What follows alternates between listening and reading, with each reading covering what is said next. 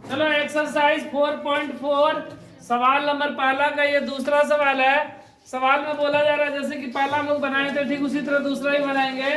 पहला में क्या बोला गया था कि द्विघात समीकरण की मूल की प्रकृति ज्ञात करना था, तो उसी तरह इसका भी हम लोग मूल की प्रकृति ज्ञात करेंगे। अगर मूल वास्तविक आया तो हल करेंगे, वास्तविक नहीं आया तो हल नहीं करेंगे।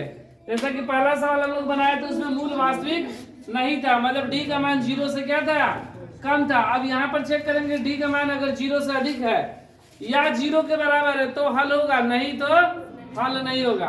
तो चेक कर लिया जाए। ए बराबर कितना है 3, बी बराबर -4√3 और सी बराबर 4। डी बराबर सूत्र होता है b² - 4ac।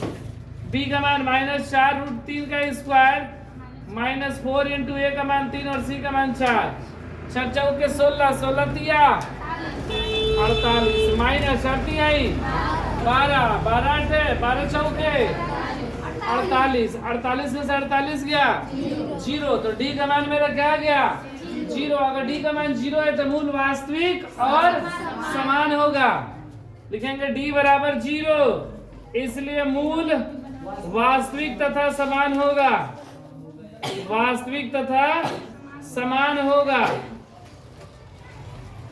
अगर मूल वास्तविक और समान है तो हम लोग कैसे मूल निकालेंगे x ना, क्योंकि डी मूल वास्तविक तथा समान, तो x बराबर सूत्र होता है -b बटा में 2a, डायरेक्ट -b/2a। तो -b का मान -4√3, 2 इंटू ए का मान 3, तो माइनस 4√3 बटा में 3 दूना ये 2 गुणे 3 कट गया, 2 दूना 4, 2√3 बटा में 3। ठीक है, यही चीज हम लोग 2 बार लिख देंगे क्योंकि 2 मूल होता है ना, और मूल वास्तविक और समान बोला गया है।